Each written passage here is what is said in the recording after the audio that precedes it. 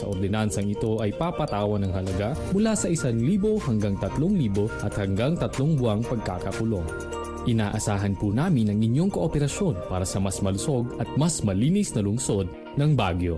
Maraming salamat po.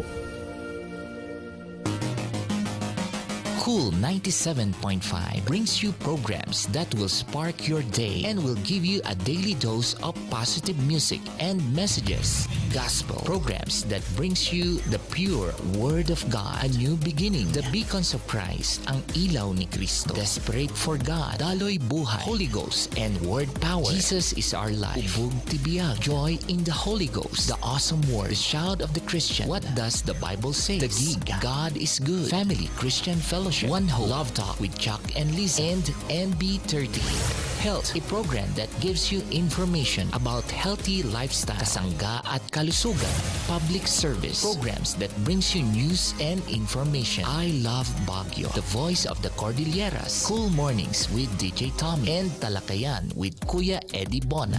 We also bring you positive music from morning till evening. Now you can listen straight to Cool 97.5 anywhere around the world through your gadgets. Just type zeno.fm/cool975 or visit our website at cool975.webly.com. Cool 97.5, bringing the good news and positive music worldwide. Subscribe, share, like, and follow us now on Facebook, YouTube, Twitch TV, and Instagram.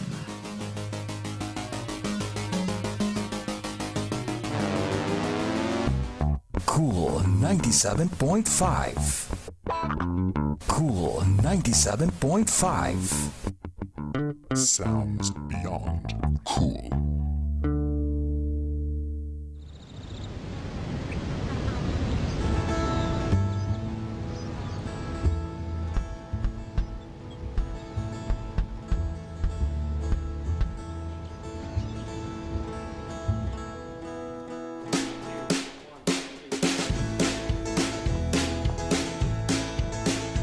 There's a land that is fairer than day, and by faith we can see it afar. For the Father waits over the way to prepare us a dwelling place there in the sweet by and by. We shall meet on that beautiful shore in the sweet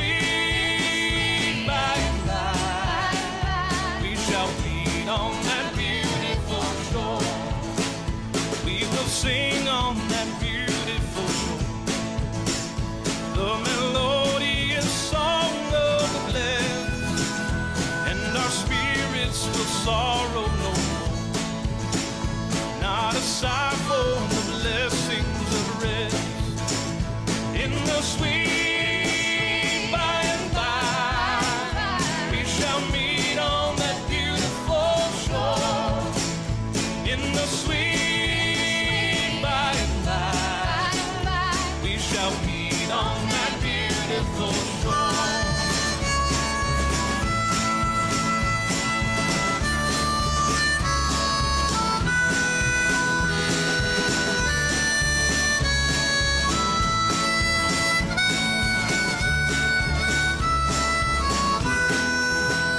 To our bountiful Father of love, we will offer our tribute of praise and the glorious gifts of His love and the blessings that hallow our days in the sweet by and by.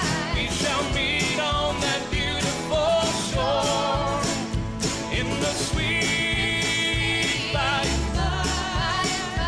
We shall meet on that beautiful shore in the sweet by and by.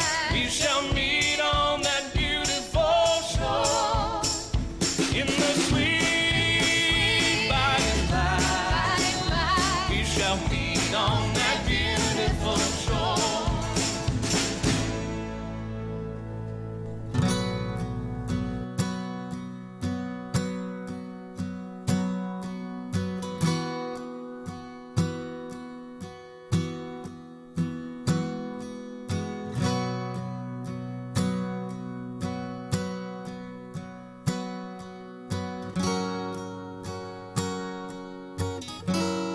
need our spirit-filled preachers to teach us right from wrong. We need some old-fashioned seekers who'll pray all night long. We need some good gospel singing to help us go another mile. And the church will triumphant, and we'll go home in a little while. It'll be worth it after all, child. It'll be worth it after all. After all of these trials, we'll hear Jesus call. It'll be worth it after all, child. It'll be worth it after all. After all of this climbing, it'll be worth it after all. When you're down in the valley, praying is all that I can do, that the Lord send deliverance and strengthen you. But when you're up on that mountain, you see me struggling alone. Lift my name up to Jesus. Let's help each other make it home. And it'll be worth it after all, child. It'll be worth it after all. After all of these trials, we're gonna hear Jesus call. It'll be worth it after all, child. It'll be worth it after all. After all of this climbing, it'll be worth it after all. After all of this climbing, it'll be worth it after all.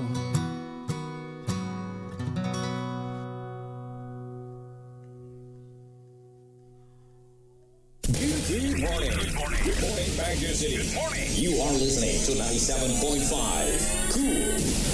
Marami nang natulungan at namangha sa galing at bisa ng iBerry. Nagtrabaho ko sa LTO. Ay yung assistant chief doon, matanda na siya. Sabi ko, sir, bakit matanda na ako, hindi pa kayo nag-eyeglasses? Eh, may secret ako eh, iBerry. Ay, trinay ko nga yung 10 capsule lang. Yun, na talagang nasubukan ko. Nawala yung brown spot, saka yung malinaw yung mata ko. Pag nanood ako ng TV, hindi na ako nagsasalamin. Kaya salamat sa iBerry. iBerry ay mabibili sa Mercury Drug at sa mga suking butika sa inyong lugar.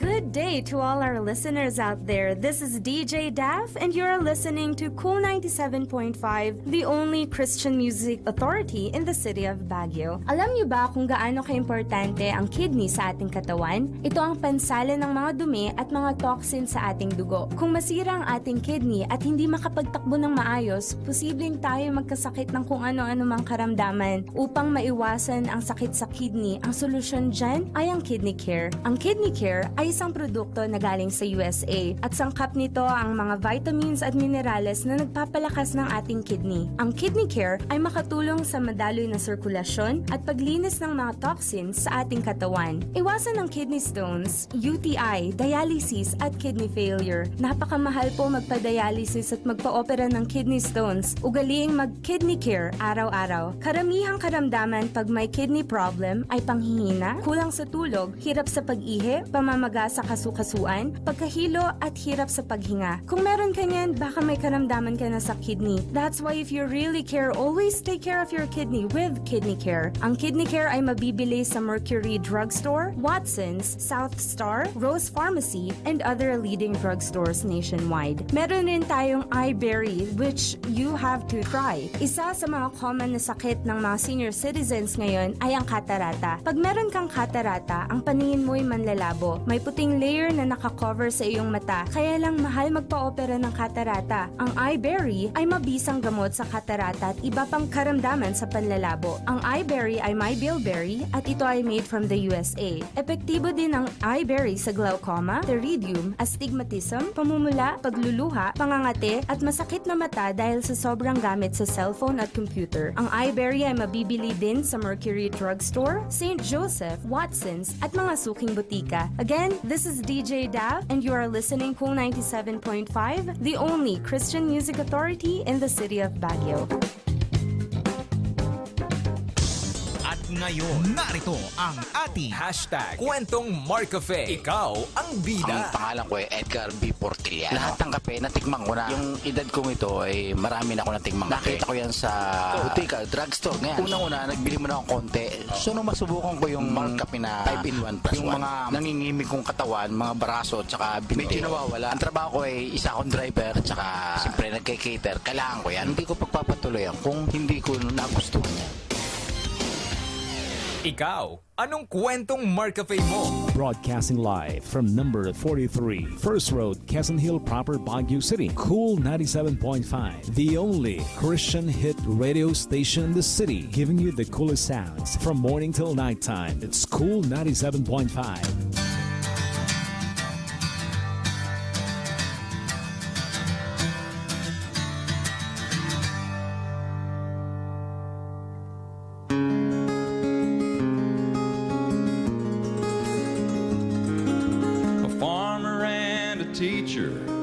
A hooker and a preacher riding on a midnight bus bound for Mexico. One was headed for vacation, one for higher education, and two of them were searching for lost souls. That driver never ever saw the stop sign, and 18-wheelers can't stop on a dime. Now, there are 3 wooden crosses on the right side of the highway. Why there's not 4 of them, heaven only knows. I guess it's not what you take when you leave this world behind you. It's what you leave behind you when you go. That farmer left a harvest, a home and 80 acres, and faith and love for growing things in his young son's heart. And that teacher left her wisdom in the minds of lots of children, and did her best to give them all a better start. And that preacher whispered, "Can't you see the promised land?" as he laid his blood-stained Bible in that hooker's hand. And there are 3 wooden crosses on the right side of the highway.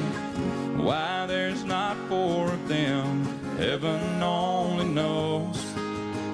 It's not what you take when you leave this world behind you. It's what you leave behind you when you go.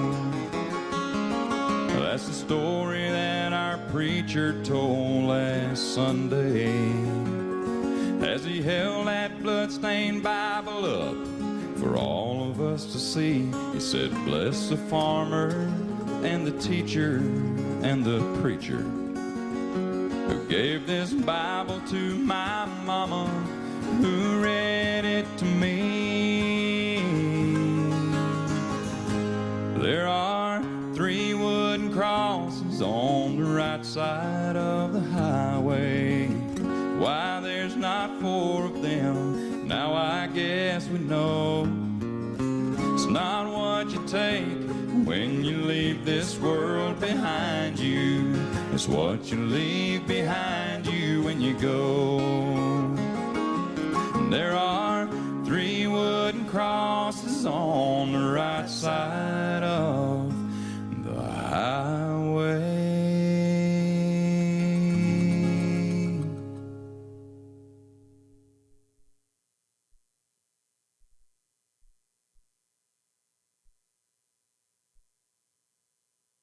I found a truth for me.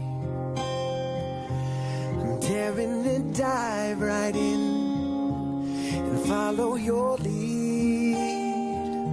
I found a hope, beautiful and sweet. I always knew that there was something waiting for me. I was so lost till I found your love, not knowing who I was, but you've never given up on me. In mine, oh, now I'm dancing in the dark, safe within your arms. I'm wiser from my past, and you've become my favorite song. Even though I was a mess, you have still given me your best. I don't deserve it, your grace is perfect tonight.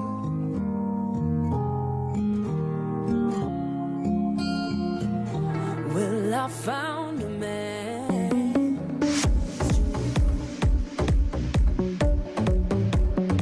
Yes, good morning, Baguio City. You guys are tuned to Cool 97.5.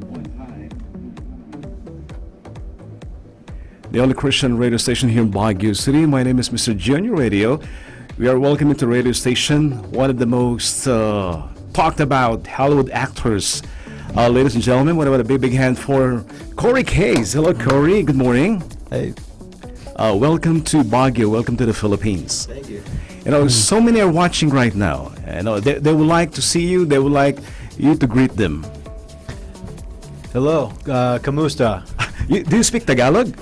I'm picking up a little bit. Okay, kamusta means in English, how are you? Like kamusta. Other Tagalog terms that you know, like maganda. Do you know maganda? Maganda is pretty. Pretty. Yeah, And guapo is handsome. Yeah. You are superbly handsome, Corey Case. Thank you. Ako si Corey Case.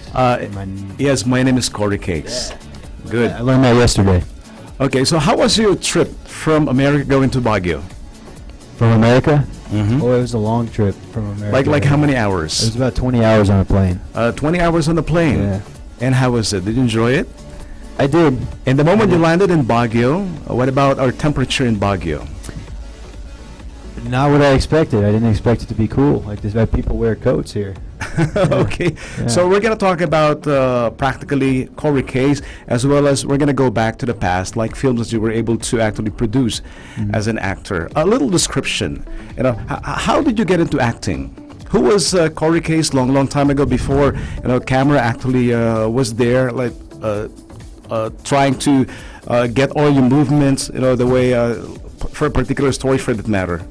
Well, I was always into sports whenever I was younger. So every season was a different sport. I never really had a chance to get into the film or stage, theater, any of that. Always enjoyed it, but I was more of a watcher at that time. Wanted to get into acting, never really knew how or how I could. I was just a sports guy, and that's what I thought my calling was. And anyway, I went to college and got a bachelor's degree in sport management, and that led me to Maui. So I went to Hawaii for 3 months on an internship, and I ended up getting hired on full time there. I ended up spending a year on Maui, and I was helping with a lot of different programs, mostly sports oriented, and things lined up to where I needed to go back to the Midwest, and didn't have anything set up for a career. You know, I had the degree, but I was working on the internship, didn't know what I was going to do. So I decided, you know what, if I'm ever going to chase the acting, it's got to be right now, because I know myself, and I know if I don't do this at this moment, it's never going to happen. So somehow I pulled it together. I'm pretty introverted, so it wasn't something I knew would be easy for me. But anyway, here I am. And what inspired you to be an actor? Well, lots of different things. Growing up, there was times I used movies a lot to, let's say I was feeling a certain way. If I was feeling down, I would watch a movie that has some comedy in it to cheer me up. Or, you know, if I needed a certain type to get out of a certain headspace, I would watch a certain movie, and it would help me out. So I wanted to return the favor, and maybe someone can do that with one of my movies someday. So that was one of them. Another one is, I had a hard time figuring out exactly what I wanted to do in my life. You know, sometimes sports was always the fallback. Like, that's what I thought I was, you know, that's where I would end up if nothing else worked, would be sports. But at the same time, I would watch a detective show, and I thought, well, you know, it might be cool to be a detective, or maybe a coach, or you know, a teacher, judge, whatever, you name it, fireman, anything. And I'm thinking, well, I can't. Tough to be all of those, you know. I mean, so I found a way to be all of them, but just for short periods at a time in the acting. So that's another reason. Little background about The Quiet Man. This one was starred by you, and of course in collaboration with an actor too. When was this made, and what was the story all about? That is based on a true story about a father who is estranged from his son, and an event happens, the mother passes away, and it causes the son to go back to the town where his father lives. And they meet and try to bury the hatchet. So a lot of it is this meeting that takes place that's sometimes intense, sometimes emotional, and basically trying to rekindle that relationship between father and son. Sir Corey Case, what about Straight Edge? This one is Straight Edge Kegger. Straight Edge Kegger. Okay. Fun one. That is a horror thriller. Mm-hmm. Yeah, it's about a punk rocker that was a part of a straight edge. Are you familiar with the straight edge movement? No. My first time to hear that, actually. Yeah. Yeah, it was started basically the objective of it is to avoid drinking, drugs, alcohol, remain abstinent, and things like that. Anyway, my character in that film is a part of this gang and this group, and they start getting a little too militant. They start, rather than just being against those things, they start beating people up over it. And he disagrees with that, so he slowly distances himself from the group. And once they realize he's going the other way, they get very, very angry and upset, and they come after him. And it's kind of a It's a wild one, I'll say that. It's a wild ride, Straight Edge Kegger is. I was able to watch this last night when I was doing a research about you. This is all about Timber Town. So can we hear a little background about this film, Corey? Yeah, Timber Town is a film I shot in Indiana, and it has 3 characters. My character is a conservation agent. There's a widow and a lumberjack. And basically, the preacher of this town goes missing. He gets killed, and the 3 central characters are trying to figure out what happened to him in their own way. So along the way, they all cross paths, and the story kind of goes through twists and turns of finding out what happened to this preacher. Ladies and gentlemen, our special guest, Corey Case, one of the best Hollywood actors. How old are you, Corey? How old do you think? What would you guess? Let me just use my magical powers. You're like 22 years old, Corey. Kidding aside, how old are you? How young are you? At about 10 years. You're close on the 22. Last night when I was watching your films, I thought I was watching Tom Cruise. And those of you who are watching right now, he looks like Tom Cruise. In Hollywood, Korea, who are your best actors in Hollywood? Whenever you watch them, you get inspired by them. I watch a lot of Tom Hardy, Matthew McConaughey, Leonardo DiCaprio, Deep Roy. I really like to watch Deep Roy. What about our female actresses in Hollywood? Actresses? I was asked this question last night on a segment, and I was asked which leading lady would I like to star opposite of. And anyway, I negotiated on the question. I said, okay, well, give me 3 choices, and I'll pick from the 3 choices. 3 choices. So, yeah. The first one, I really like Sandra Bullock. I really like her. Yeah. I can't really explain why. The next one is going to be Angelina Jolie. I like her so much. Last night. And of course, Miss Wonder Woman, the former Miss Israel, like years ago, because she joined the beauty pageant competition. She was one of the best for Miss Universe, right, years ago. What about your pick? Is it Sandra, Wonder Woman, or Angelina Jolie, or Angel Locsin for that matter? One of our finest actresses in the Philippines, Angel Locsin. Yeah, well, last night I chose Angelina Jolie, but I think today I'll go with Sandra Bullock. Sandra Bullock. Yeah. Why? I liked her performance in the football movie where she adopted the football player, her family. Did you see that one? Blindside. I do remember. Yeah. I liked the way she attacked that character. She was very, very stern, but also caring. And is she also pretty in person? Yeah. Sandra. Yeah.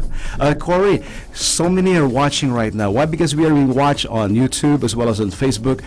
We are live on Zone Radio 24 hours in a day. Wow. We're saying good morning to Richard Delilis, Connie Garcia, Abby Magbanwa Tubal, Sky Cacho, June De Orca, Jonalyn Pagada. They are your list. They are your loyalists. They are your fans. Ed Beltran, Santos Dogyowan, Flor Delisa Lo Herrera of Mandaluyong, Red Mystic Kaiso, Liz Dionisio, Dennis, Mary Grace, Brave Rock, Juan Coy Nasser Jr., Francis Ray Kamtugan II. A message for you from Miles Regalado. Hello there, Mr. G and Corey Case. Good morning to both of you. Welcome to Baguio, sir. Corey, what brought you here in our city? According to Miles Regalado. Oh, actually filming here. So we're preparing for a movie, and we're going to be filming some boxing. So it's a film about boxing. Came up here to film at the gym, and also we did some fun games yesterday, some video logs with some of the locals here. So we're spending a couple of days here and making the most of it. We've been doing a lot. So. And also we're saying good morning to Mamirna Lasso. She happens to be the main manager of Pro Life TUK Baguio branch. Benji Allo, who's now in Qatar. Danny Andres Kaluskos, good morning. And also Miss Selmaga. Corey, I'll be playing your film. We were able to download minutes ago. This one is entitled. Is it what's the title? Is it Lily's Here? Lily is Here. Lily's Here. Yeah. This one is actually a film of Corey Case, right here on Cool 97.5. Grant me the serenity to accept the things I cannot change, the courage to change the things that I can, and the wisdom to know the difference. What are their names? Your girls? Catherine and Missy. Well, they sound wonderful. They are. They deserve a lot more than I can give.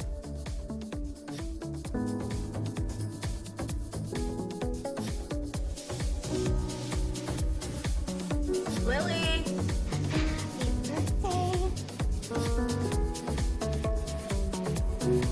How's the girls? They're good, Mom. You could bring them by next weekend? They're going to be with their mother next weekend. Look, man, everyone that comes in here thinks they're one man army. Thought you were in rehab. Then why are you here? Look, and how many times are we gonna do this? You can't keep flipping them on and off like a light switch. Okay, lots of moms went back to work back in the day. Just because you gave up your education does not mean that I have to give up mine. These are the 5 stages of grief. Denial, anger, bargaining, depression, and acceptance. You know, if you ever wonder what connects us all together, the answer is grief. You know, they say there's 2 dates for an addict. And we all like to talk about sobriety and throw out our little keychains and all that stuff, but the more important date is the day we go all in.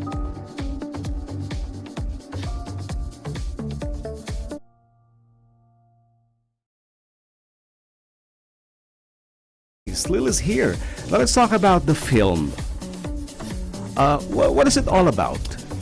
It is about a heroin addict who is desperately trying to get back his family. Basically, he's lost his family due to lots of mistakes due to his addiction, and he's trying to get back into being a professor of psychology, trying to just get his life back on the right course, and he stumbles along the way. And it's a very intense, emotional film. Definitely one of my most challenging roles, for sure. Those who are listening right now, in relation with the film, what would be your recommendations? What would be your advices for our young people? Which one to watch? Yes, about Lily's Here. You mean advice regarding the film? Well, I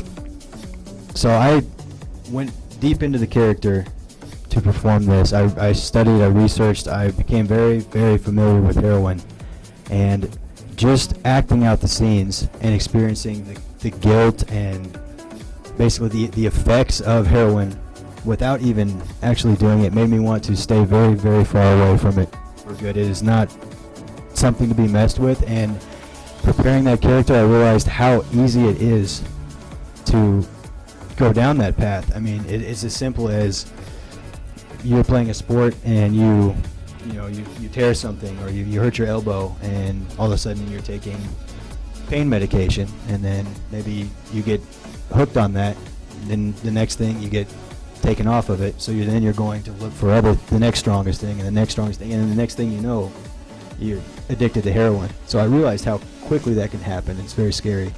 You know, your film is going to be a very good material for our advocacy, especially for our youngsters, not to get engaged in illegal drugs. Like in the Philippines, our president has a very strong program against the use of illegal drugs, for that matter. So the government is in partnership with your advocacy. Corey Case, someone is asking here. Mr. G, kindly ask Corey Case, what is his Facebook page or his personal Facebook? Yeah, Corey Case actor. Would you allow me to flash it on screen? Would that be okay? Sure. Yeah. This is the power of technology. Okay. So this is the Facebook account, personal Facebook account of Corey Case. There. You were there lying. Was this also a film? One of the shots from a particular film? Yeah, that's from Drafted 2035. Okay, so what year was it made? That was 2017. And how many films have you made so far under your wings? I've made about 12. 12 films already. In our country, short films, it's struggling, right? They also support independent films. Because we talk about short films, what comes in is Bollywood, right? What about in Hollywood? Is it beginning to be part of the mainstream? Like the production of short films or independent films, wherein stars are not really popular. These guys are so basics. They don't really get Tom Cruise. Why? Because they cannot afford him, for that matter. Yeah, indie films are. There are a lot of them. In Hollywood and then regionally in the United States. Some very small budget, and there are also big budget indie films, and some of them don't go into theaters. There's so many different outlets now for streaming and video on demand and places to screen films that they don't all go the theatrical route. There's so many different ways to do it that more people are making films, because there's a chance that maybe it will still get seen if you have a huge budget or not. All right. There's a question. Mr. G, can I ask Corey Case? He looks so handsome. We wish to see him in person. You could join us. You can actually come here right now and bring your cameras. Take pictures of Corey Case. Free autograph from our very bankable Hollywood actor. The question: what role would you like to play? Like any dream role for Corey Case? Well, I'm getting ready to fulfill that. Is actually a boxer. A boxer? Yes. Okay, so it's going to be shot in the Philippines, like in Baguio. It is. So you are sourcing out for Pinoy boxers who are actually based in Baguio. Yeah, all over the Philippines actually. Okay. So we're shooting in lots of different places. So you're going to meet up with Manny Pacquiao in the future. I hope so. I would love to meet Manny.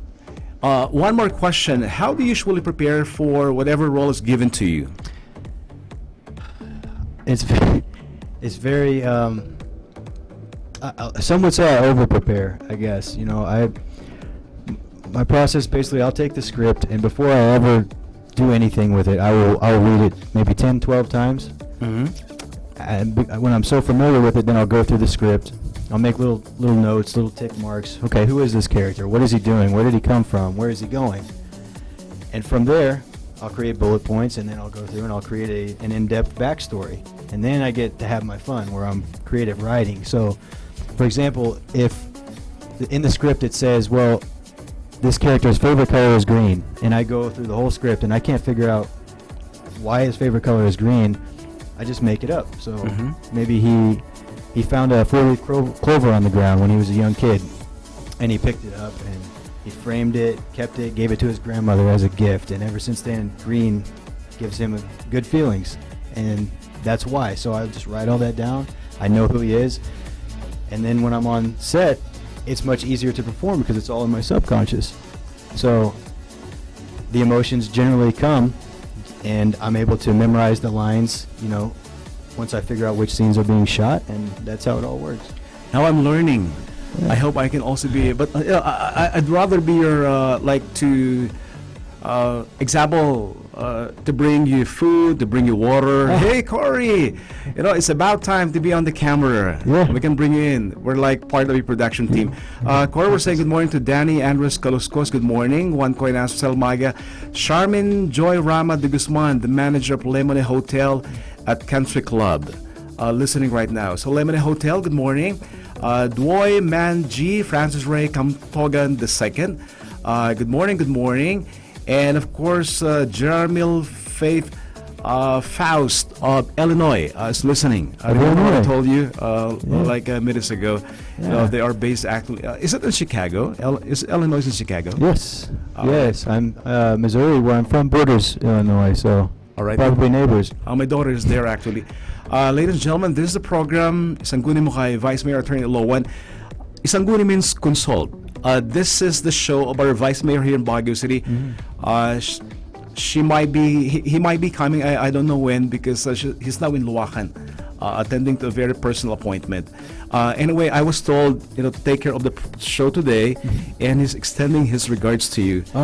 And we wish to bring you to the City Hall to do a courtesy call to our Vice Mayor here in Baguio City. Whenever you I don't know when are you coming back, but you can tell me in case I get to be informed, so I can bring you to our Vice Mayor here in Baguio to the City Hall.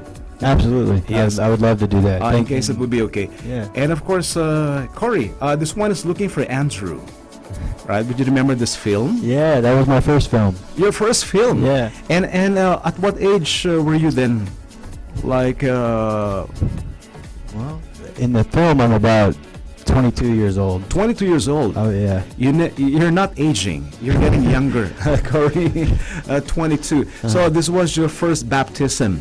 It was. In film. Yes. Okay, so how was it? How was your first stint, in being in front of the camera? It was an intense baptism, I'll say that. I had trained as an actor. At that point, I had been training about 8 months, and I read the script, and there's scenes like fight scene, intimate scene, many emotional scenes, and I had been training, but not necessarily for those types of scenes, and there were so many of them. I'm thinking, how in the world am I going to perform this? I'm not sure if I'm ready for it, and I thought it over and eventually just said, you know what? I'm just going to do it. I'm going to go and do it. And I'm very glad I did, because after that film, I felt like I was ready for anything. And there was a lot more of that to come in my later films. So, all right. Someone is asking. Let me just flash it on screen. This one is from a listener. Here, Corey. The question, Corey Case, did you start your career as a child actor? Because you look like a child actor way back during the past. I actually did not. Now, my brother was a stage and theater actor from a very young age, but I never did any acting. I was very, very shy, and Really? and I instead played basketball and football, baseball, and all that stuff. So I didn't do it. I didn't get to do any acting, but my path, the way it worked out, it was a very low chance, I think, that I'm here where I am today, because I never actually planned on it. Even as a kid, I was like, well, that's a pipe dream, actor. Okay, I watch movies, I like movies, but come on, I'm from a very, very small town. I play sports. I'm shy. How could I ever be an actor? So it still kind of blows my mind today that that's what I'm doing. But I'm enjoying it. I'm very passionate. So Being an actor is in your blood. You are like a replica of Tom Cruise in person. You look like him, or you are more handsome than Tom Cruise. Somebody saying, a listener, you won. Here, Corey, on screen. Let me just flash it on screen. You guys, you don't need to be surprised. Nixa Graduate wins Best Lead Actor for work in indie horror film. Any background about this? That was very special for me. When I filmed Straight Edge Kegger, because of the genre, it's more of a horror thriller. It's a fun movie. If you would have asked me when I was filming each of my movies, which one will you not win awards for, or which one will not even go down a festival route that does awards, it would have been Straight Edge Kegger. I thought this is a horror movie. It's more about just the fun and the scary scenes and being scary, and then there was award nominations, and then won an award for it, and oh man, I was very overwhelmed that day. I was honored by that award. Those awards to me, they're little nudges that say, hey, you're on the right track, you're on the right path, and keep going on this. So that was very nice to win that award. There's a question for Corey Case. Any plan of doing like lessons about acting for our Baguio people? Yes, I would love to come back and do a workshop and meet the people of Baguio, and I hope that they will come and join me. Good.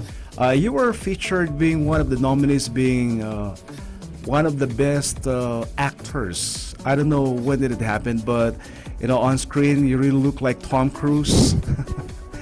I do remember. Was it Top Gun? Long time ago. Almost the same. So when was this, and what was the competition all about? That was for Straight Edge Kegger, okay. And those were the nominees for the awards, and that was the first festival that Straight Edge Kegger had entered, and it took place in Portland, Oregon. And you were presented being the best actor for an indie horror film. Best actor presented to Corey Case. The same film. How many awards have you won so far as an actor? I think 3. Yeah. Mm-hmm. And what was the most memorable? Probably the Best Hero award. The Best That Hero. was nice. Yeah. So yeah, and then there was a Best Villain and a Best Hero, and I was thinking, well, which one am I? And I guess both, depending on the film. But I didn't expect to win any award that I've won. But very, very proud. You could say I'm very, very proud of them. But that Best Hero was special, just because a hero is a term that is difficult to define sometimes. So, what exactly is a hero, and why do we look at certain people as heroes, and what is it? Is it in the movie who saves the day? And I don't think that's always the case. For me, in my life, I was able to turn something negative into something positive with my acting career, and that for me myself was very heroic, because I never thought I would get out of certain places and certain feelings and certain different things, and it's allowed me to take all those experiences that I went through that are both positive and both negative, and portray them on screen. And I know what a lot of things feel like, so that's why I like to be as raw as possible in every scene. There's a personal question, Corey. Who was Corey Case away from the camera? Away from the camera? I'm pretty reserved most of the time. Somewhat introverted, but then I hope that I'm friendly and genuine, and I like to try new foods and experience new cultures. I like to travel around, like to make new friends, such as yourself, and yeah, I just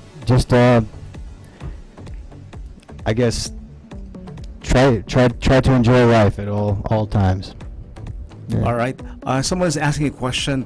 Mr. G, can I ask the very handsome Corey Case, were you able to eat balut, odoks, or fish balls here in Baguio?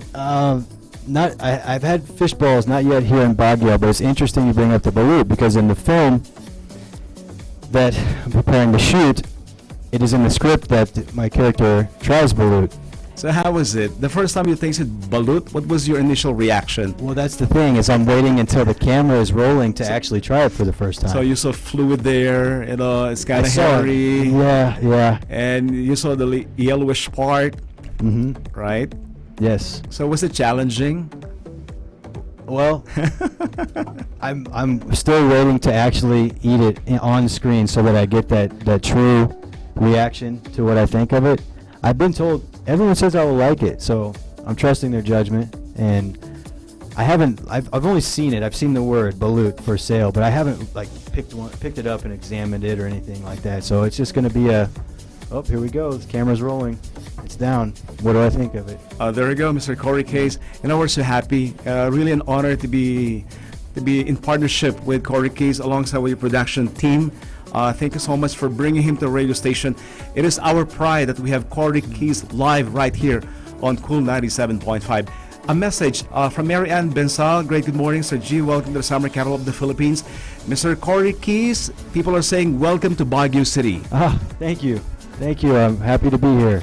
Elvis Maspil, Angel Moon, Glenn Nimpa Pulanco, Escorpeso, Edward Lumasang, Emmanuel Shoko Estandiad, Benji Al of Qatar. Good morning, Mr. G. A blessed day ahead. More power to you and to your program. And of course, hello to Mr. Corey Case. Rose Ann Santos, Danielle Olin. Good morning.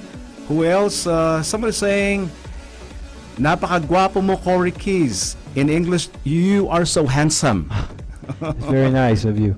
Okay. And what else? Okay, there's a question once again. What has been your greatest accomplishment as an actor?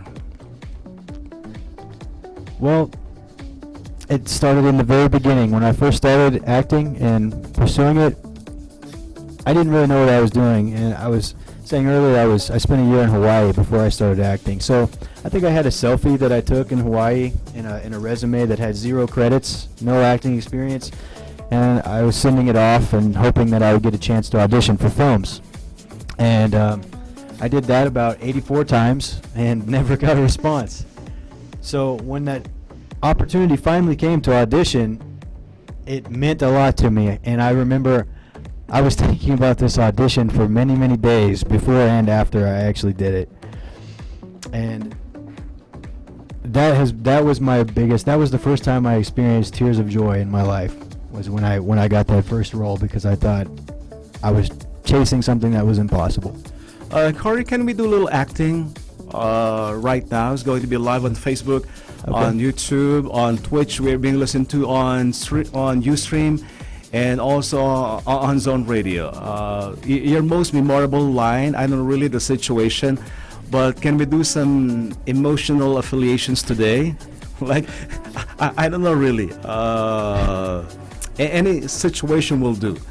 Okay. Sure. This is going to be acting lesson 101 on radio, on social media. Okay, yeah. Let me think real quick. Mm-hmm. I don't know what to do! Tell me what to do! Okay. I was deeply surprised. Okay. That's in Lily's here. Okay. So, example, the shooting begins at 2 p.m. As an actor, based on your discipline, what time would you be there? 2 p.m. is our call time. As a professional actor, because others would come in like way beyond 2 p.m. Right? People are waiting, it's getting boring. What about Corey Case when it comes to time management?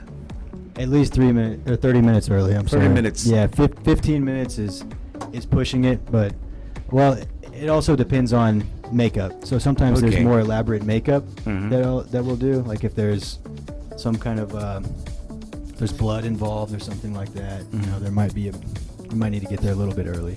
But any prosthetics, but at least 30 minutes early. But I try to get there as early as I possibly can. A lot of times it's on location, so not traveling a huge distance. But yeah, make it an hour. If you want to be really punctual. There are Mascom students who are watching right now, and these guys enrolled in theater arts. Now they would like to hear from you. Like for example, a script is given to you. How do you internalize? How do you study it? As deeply as I possibly can. So I will read it at least 10-12 times before I ever do any preparation. So I know I'm so familiar with this story and this character that it comes into the mind a lot easier later, especially the more detailed things like, oh, I remember this part, and this is what led to this. So yeah, just go through the script, figure out as much as you can about the character, highlight everything, even if it's a tiny little thing, like, oh, he or she they don't button their top button on their shirt. Well, if it doesn't tell you why they do that or don't do that, figure it out. And that's the fun part. That's the creative part. You actually can think of that, and really no one has to know but you why that shirt is buttoned or unbuttoned. Now, if it's a wardrobe thing or the director has requested, that's a little different. But you have the freedom a lot of times to build your character and make that person come to life, and that's the beauty of acting. They also dream to be a director, like in the future. Yeah. Why? Because you're an actor. Other actors, they would engage also in directing. Yeah. I really like working with directors who act. It seems a lot of times they really understand the different processes, because there's so many different ways to perform and many processes made. So a lot of times I'll go on sets and some people are doing processes that are completely different. Like some people stay in character the entire time. Like you're having lunch and no camera is rolling, they're still acting like the character, right? And other people don't do that. So a director who acts is generally going to have run into that before, and they're going to know how to work with an actor in performance more so on, than just technical things. But there are awesome, great directors that don't act as well. It's just different backgrounds. But yeah, you could definitely act and direct. So many comments for you, Corey Case. Let me just summarize them. Saying thank you so much because you are here in Baguio. We are so proud seeing you live on Cool 97.5. And Shirley Edwin Cito Ubagan. Good morning to both of you. Nice sharing, Corey Case. Richard Ulat, Janiel Olin, Rose Ann G. Santos, Fiona Quinn, also broadcaster, is also joining us today. More questions. Of all the roles that you have played in the past, which is the most challenging so far? The most challenging role was in Lily Is Here, playing the recovering heroin addict. That was a very mentally and emotionally challenging for me. It was tough. It's tough to see myself on screen portraying that role, because a lot of times I look very, very down, and that was all part of the film. But it's tough to go back and watch. A lot of times when I'm watching a film that I acted in, on screen, certain scenes will come, and all of a sudden I'm sitting in the seat, like right here, and I'm watching the screen, and all of a sudden I'm feeling the way I was on the screen. And sometimes that's good, but other times it's a little sad. So watching that one, I guess, affected me the most as far as getting back into the character when I watched it. But most challenging was Willie is here. You guys are tuned to, you guys are watching the radio station, Cool 97.5. We are a Christian radio station, and when we were talking like a while back, you also produce like a Christian film, like long time ago. Yeah, a couple of them. So, Prodigy is a Christian film. A Christian film. Timbertown is based on the book of Ecclesiastes in the Bible, and yeah, Don't Say My Name, one that I have coming, is also faith-based. But yeah, definitely like to do. More questions for Corey. Tell us about a project or some projects you're working on now, like in our country. I'm all in on this movie in the Philippines. It's called Title Holder, and it is about a boxer who relocates from the U.S. He comes here to enhance his training and figure out what he's fighting for. And while he's here, he meets a beauty queen and a new trainer, and they help him basically grow up in a way. And he gets to a point where a title is on the line. So he works his way up from fighting in these little small gyms for very little money to fighting on a big stage at the same time as the beauty queen is also trying to win a title in a beauty pageant. So their paths connect, and they both go for it all. So is this going to be released in the Philippines or abroad? Both. Okay, yeah. So you're gonna do live streaming too for your film in the future once it is made. Yes. Good. Updates about Corey Case, like announcements, bookings, or whatever activities you have, under your belt. Yeah, I'm here in the Philippines having fun, and I'm only getting a couple of weeks here this time, but I'm looking forward to coming back and plan to be here for a lot longer next time. I would love to see anyone, like if I can go to hang out with you and the mayor, or I got to in Umingan. I met the mayor there and had an awesome time in that town. So what I like to do is meet the local people in anywhere. I got to do that last night here in Baguio a little bit. So that's fun to me, and I'm honored to be here and meet all of you and make a movie here. It's awesome. It's something that's very, very special to me. So thank you for being so welcoming. So in case you would be extending your stay here in Baguio, you just have to remind me so we can bring you to the office of the Vice Mayor of Baguio. Yeah. So we can go to the City Hall.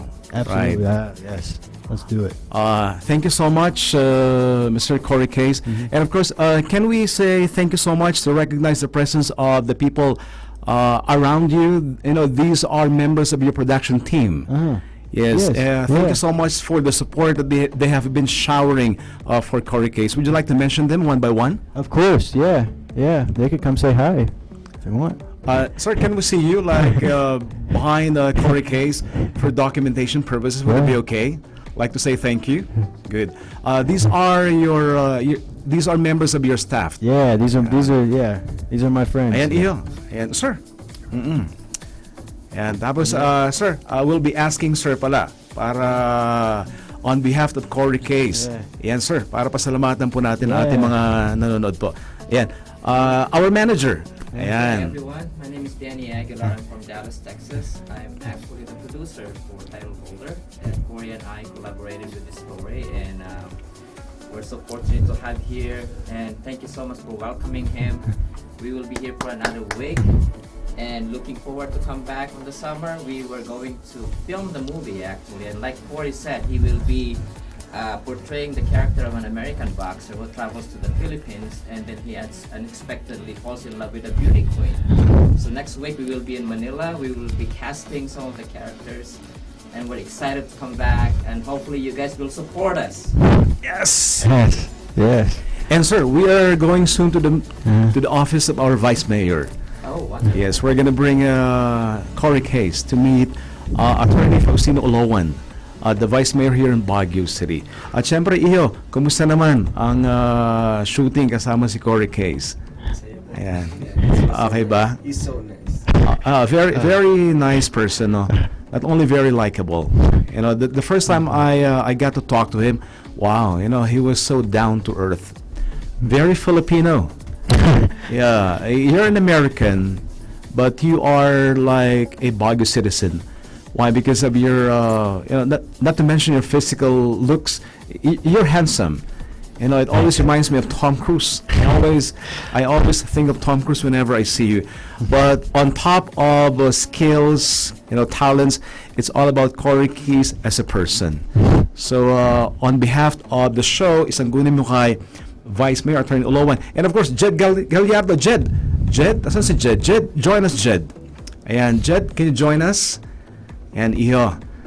Ayan, si Jed actually texted me like days ago. Sabi niya, sir, is it possible makasama natin si Cory sa program? Sabi ko, oo naman. So Jed, maraming salamat. Thank you so much, Iyo.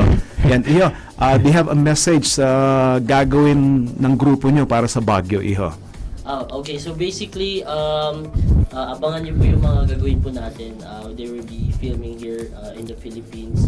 And don't forget to watch the movie Title Holder with Cory Case. Ayan, salamat. Yeah. He's a very nice person too. A good friend of mine. And of course, to our producer, sir, salamat talaga, sir. Magka-courtesy call tayo kay Vice Mayor. Hanggang kailan ba kayo rito, sir, sa Baguio? We're planning to leave tomorrow. Tomorrow? But when are you coming back? We don't know yet, but we will definitely come back. Sige, sir. Kung sakali po, sir, Jed, keep in touch na lang sa akin. Yes. Para Sir Jed Gallardo, idol, courtesy call tayo kay Vice Mayor, kasama si Cory Case. Mga kaibigan, isang malakas na palakpak for Cory Case. And of course, Cory, to close our special segment, your message for the people of Baguio. Thank you all so much for having me, and I hope to be able to meet you all. So, means a lot, and maybe next time I come back, I'll be able to speak to you on Tagalog. And to see more updates about Cory Case, this is the Facebook name of Cory. There, I'm gonna add your Facebook, and of course to be accepted by you, so we can also get in touch. In case you go back to Baguio, automatically we go to the radio station, of course, in partnership with Mr. Jed Gallardo. Salamat talaga. Thank you so much, ladies and gentlemen. A big hand for Cory Case, one of the best Hollywood actors. We'll be right back, right here on Cool 97.5.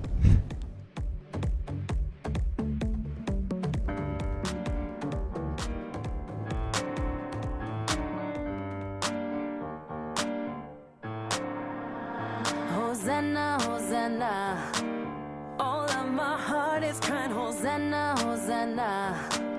He's coming back soon, we need him more than ever. All of my heart is crying, Hosanna. He's raising up a standard, Hosanna, Hosanna. We need to wake up, acknowledge his presence when he comes in. And hear what he's saying, cause there's a message. That's right, we need the truth. Forever in our midnight. Your race is up, and Abba says he's gonna help us win it.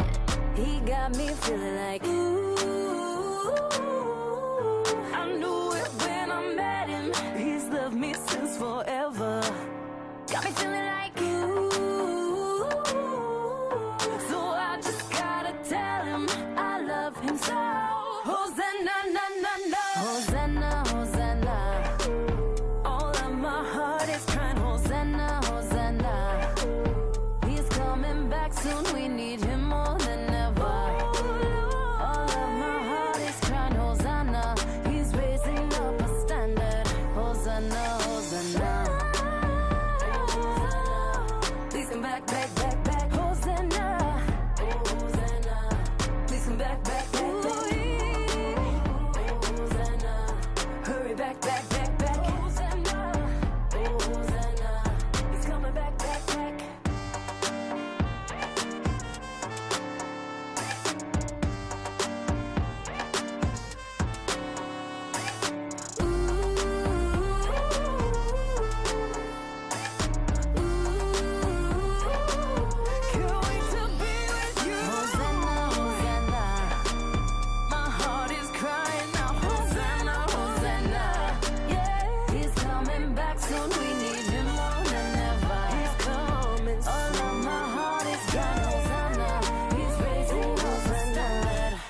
Hosanna, Hosanna. Oh, Hosanna, Hosanna. Oh, Hosanna. Oh, Hosanna. I'm longing for the day. Oh, Hosanna, Hosanna, Hosanna.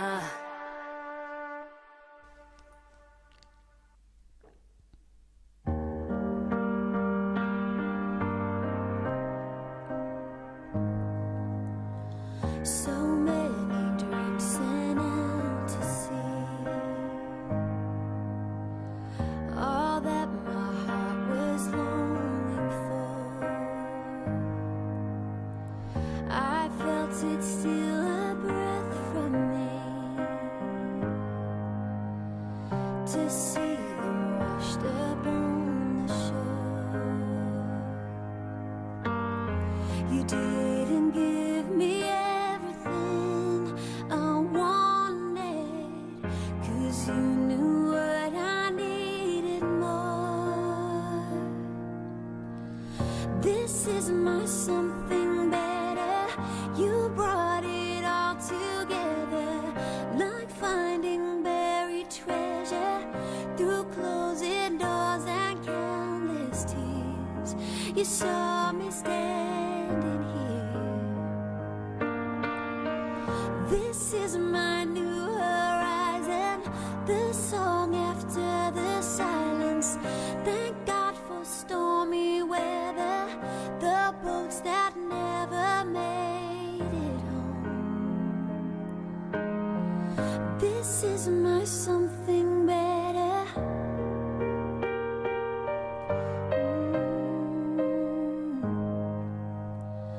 To think I'd ever doubt your heart, when I could only see through clouded glass. You're standing on the other side, it's clear now. You always save the best for last. This is my something better. You brought it all together, like finding buried treasure through closing doors and countless tears. You saw me standing here. This is my new horizon, the song after the silence. Thank God for stormy weather, the boats that never made it home. Forgive me for my lack of faith, believing you were cruel at the time. Through everything that slipped away, you had this moment in mind. This is my something better. You brought it all together, like finding buried treasure through closing doors and countless tears. You saw me standing here. This is my new horizon, the song after the silence. Thank God for stormy weather, the boats that never made it home. This is my something better.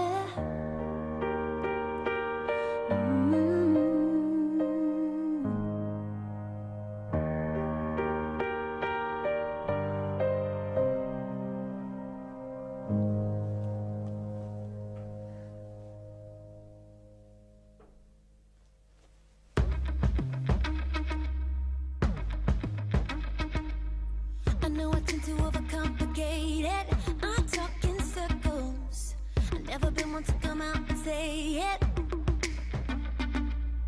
To find a way to articulate it, it's like jumping hurdles, 'cause I never wanna understate it. Started like a seed, now it's fully grown, coming from the heart like an overflow. So I tell it like it is, like it's all I know. I just wanna love you.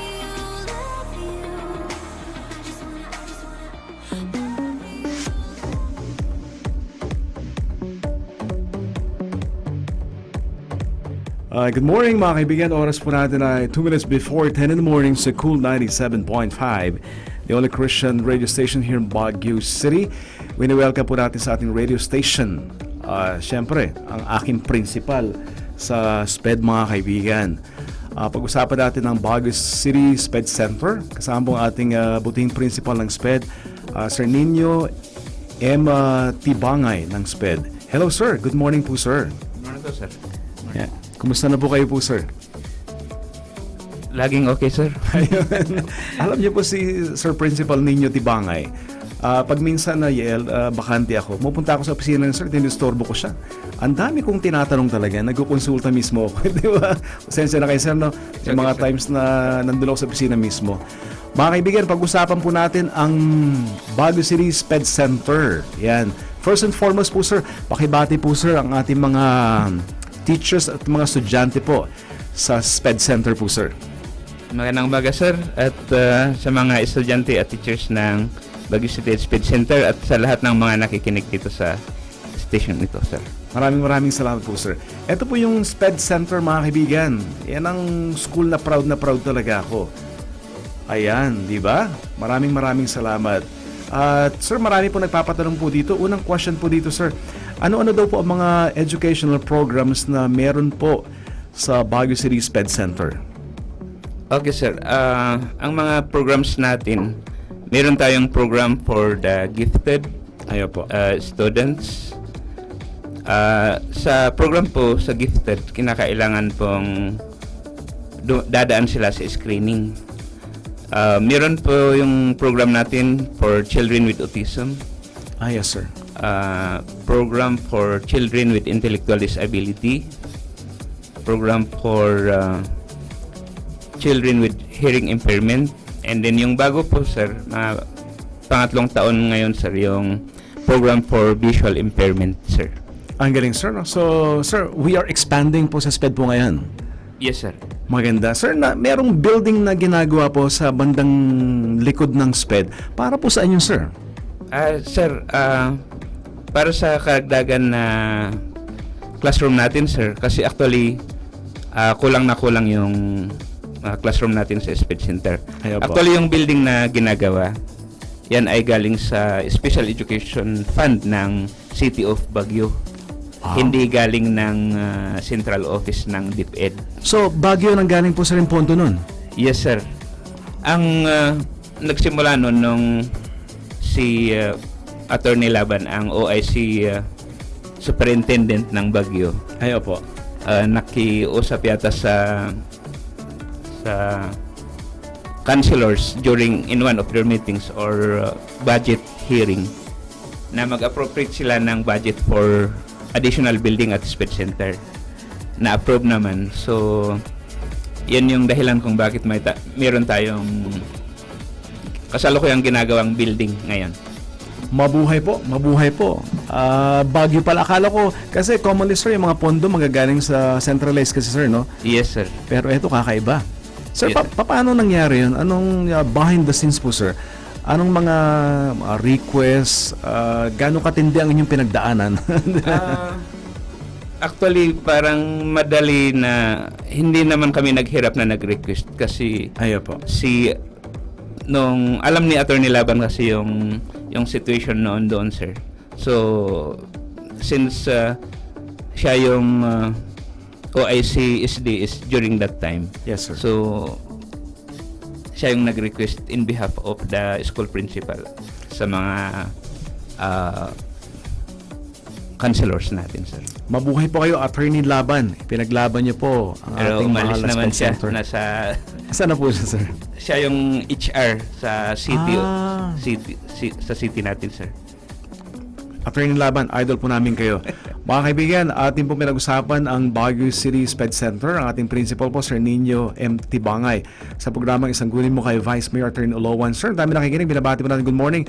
Roel Banco, Migliam, Destre Mayon Aglasi, Divine Masadaw Wali, and of course, Sunny Apilis.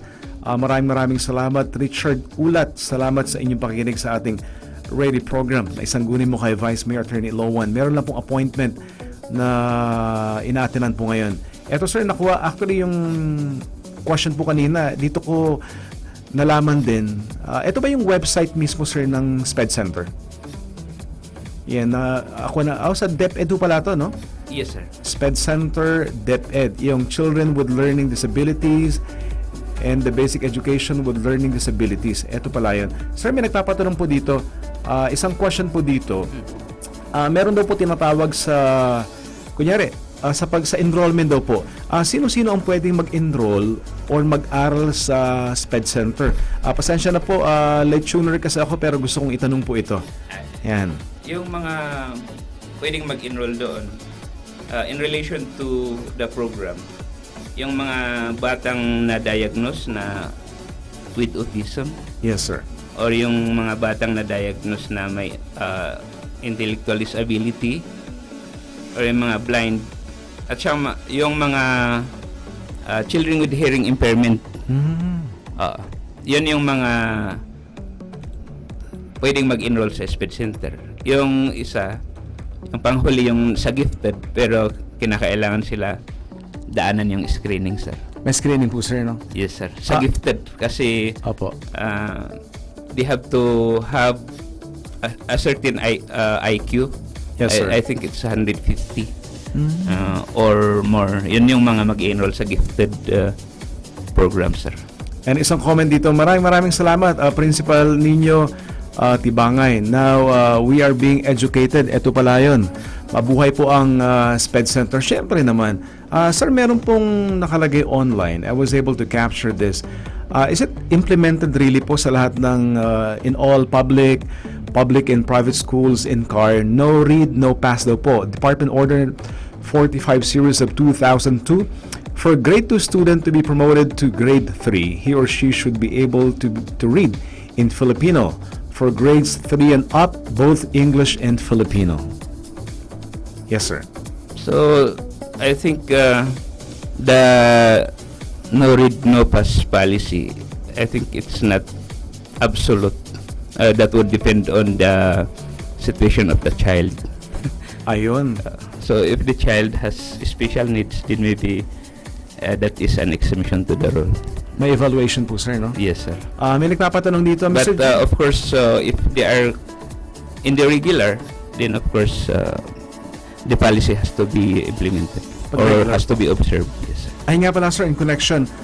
Sir, ano daw po yung inyong pinaka-criteria? Kunyari, ang maganda kasi, mga kaibigan sa SPED, nakakatuwa, no? Kunyari, kahit na special child yung bata, po pwedeng ma-promote, may halo mismo sa mga normal kids, sir, no? Normal students. Paano po, sir, yung parang requirements po, sir? Actually, walang requirement doon, sir. Or, kung baga ganito, sir, halimbawa, nag-enroll doon sa SPED Center. Yes, sir.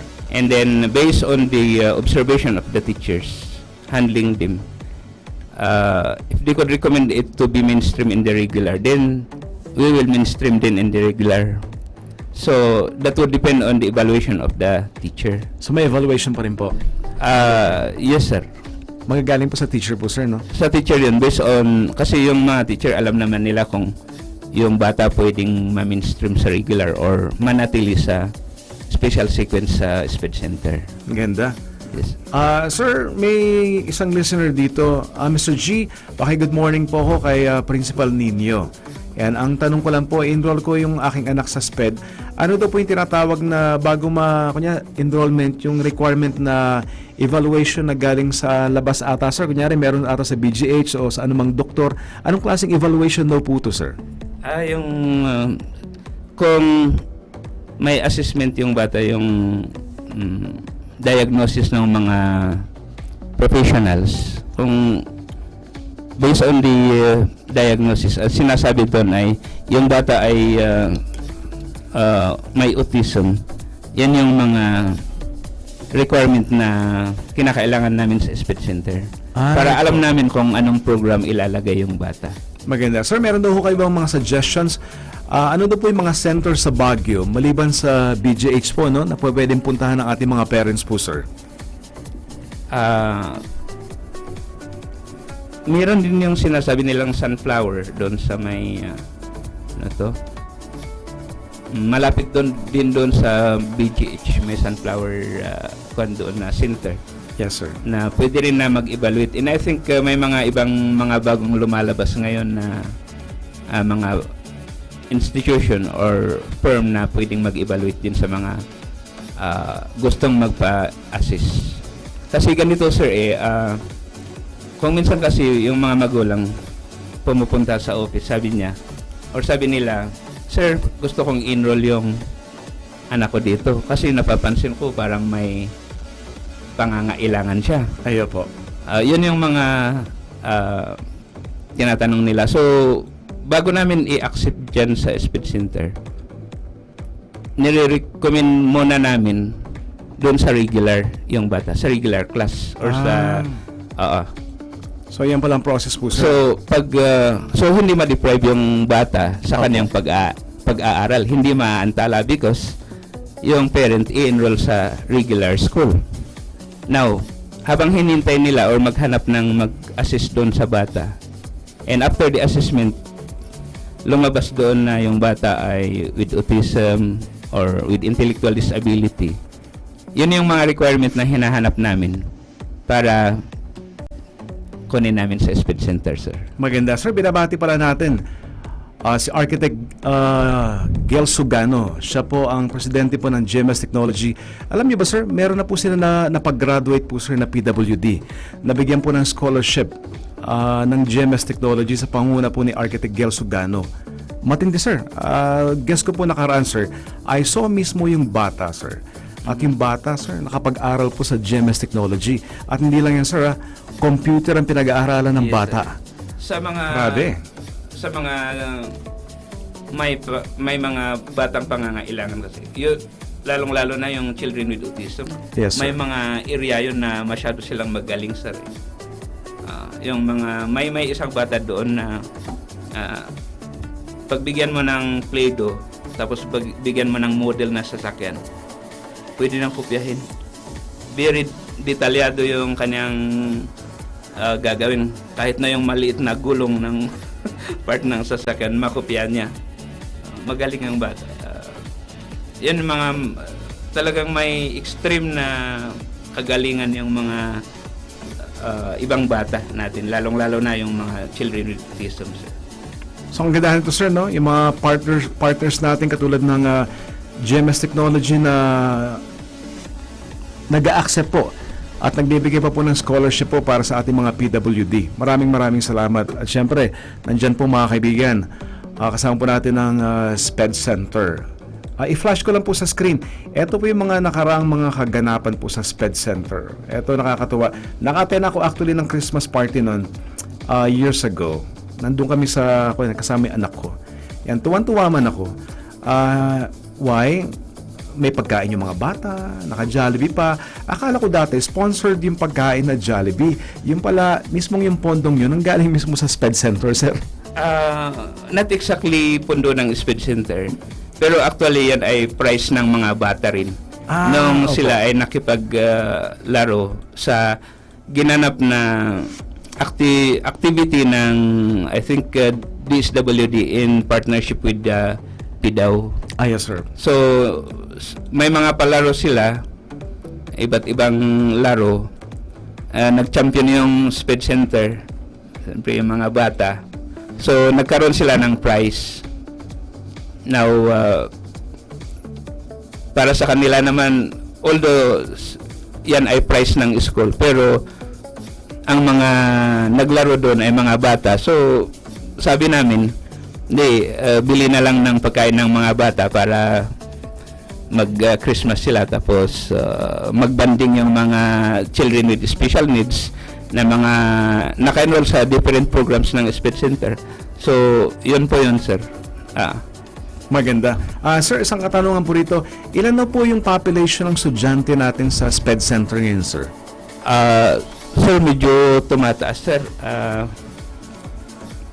Yung sa children with visual impairment, 4 ngayon, sir. Yung children with autism, 42. And children with hearing impairment, 43. Ayaw po. And then children with intellectual disability, 263 or 265. At may panibago pa kayong building sa likod po, sir, no? Yes, sir. So, mabuhay po ang SPED Center, mga kaibigan. Sir, ilang taon daw po pwedeng mag-enroll sa SPED Center? Sir, since SPED Center is a public institution, so we will follow the DepEd policy, which should be 5 by June. And then, of course, the youngest would be 5 by August. So, yun yung pinakabata na pwedeng mag-enroll. Oh. And then, doon pala sa nabanggit mo, sir, yung ginagawang building. Bali, 8 classrooms yun. Pero gawin namin na 7 para yung buong basement or first floor gamitin ng transition program. Yun yung mga bata na hindi nakapasok ng high school because of limitations of or because of their needs. Yes, sir. So, yung mga hindi makapasok sa high school at gusto nilang mag-enroll doon, tanggap po sila. I-train namin on skills, self-help skills. So, as of this time, baking yung mga kanilang matindi, ginagawa. And then, they will stay there until 24 years old kung yes, sir. Gusto nila. Yes, sir. Sir, may isang katanungan dito from a listener. Paki-ask po good morning, Mr. G. Good morning, Principal Nino Tibangay. Mabuhay po kayo, sir. Mabuhay po ang SPED Center. Ang isang katanungan po, sir, based on documentation po, sir, ng SPED, meron po ba, sir, sa Baguio na nag-aral sa SPED, pagkatapos eventually po nakagraduate sa kolehiyo? Meron po ba tayong mga classical stories na mga ganun? Kung sa program ng gifted, lahat yun 100% mga professionals na yan pag-graduate nila sa or yung mga graduate ng gifted, I think maraming mga professionals ngayon. Pero doon sa special class, we are trying to have study on that. Tinitrace namin yung mga nag-graduate sa special sequences. So far, hindi namin kasi masyadong mga matrace ng mga ibang mga nagtapos doon. But I think they are having their own lifetime. Ang pinaka last na na-trace namin yung nag-graduate sa Children with Autism. I think nasa flower arrangement yata yung kanyang trabaho. So, siyempre yung batang yun ay with special needs yun, sir. Maganda. Mga kaibigan, meron po tayong hotline. Ito mong programang Isang Guni Mo kay Vice Mayor Attorney Olowan. Busy lang po ang ating Vice Mayor dito sa Baguio City. Meron siyang appointment po, sir. Meron daw po mga sasalubungin po, sir, na dignitaries. So I was asked this morning, I got a message from him.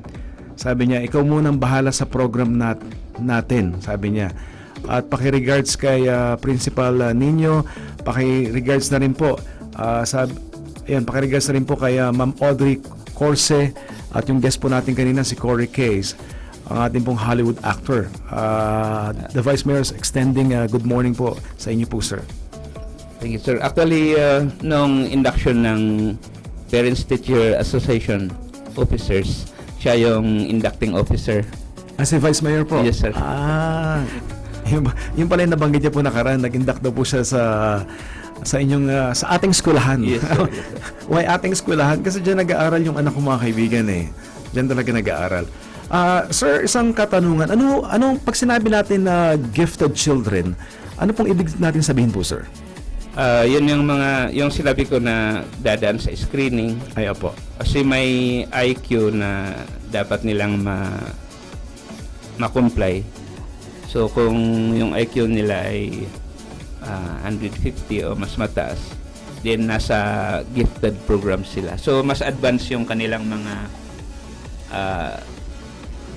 subjects. Or parehas naman sa K-12 actually. Pero yes, sir, yung teachers na nagtuturo doon, kinakailangan may enhancement na sinasabi para ma-meet naman natin yung level ng mga bata. So, medyo advanced sila, sir, actually, when it comes to the subject matter. May mga namit ako, mga genius talaga, sir. Ang gagaling sa arts, ang gagaling sa painting. Iba yung kanilang kalidad talaga. Yes sir, pero parang ngayon, dati-rati kasi ang program ay gifted and talented. So, yung mga talent nila, iba-ibang talent. Pero parang ngayon, ang na-concentrate yata sa IQ. So, parang gifted program na lang. And then, I think DepEd is trying to come up with a program for different special, interest. Yes, sir. Yes, sir. Maganda. May nagpapatanong po rito, Mr. G, paki-ask po kay Principal Nino Tibangay, ano daw po ang Facebook page ng SPED Center para ma-check po nilang updates regarding the school. Pasensya po at hindi kami nag-create ng ayan. Sir, eto ba yung pero yung mga yung mga grupo ng mga teachers yan. So, grupo ng mga teachers po. Pwede po rin yan. Eto yung na-screenshot ko po kagabi, Baguio City SPED Center Community. Actually, diyan ko nakakuha sir yung mga yung mga kanina na visual aids na I was playing. Sir, bilang isang principal ng SPED Center, ano yung nakikita nyo na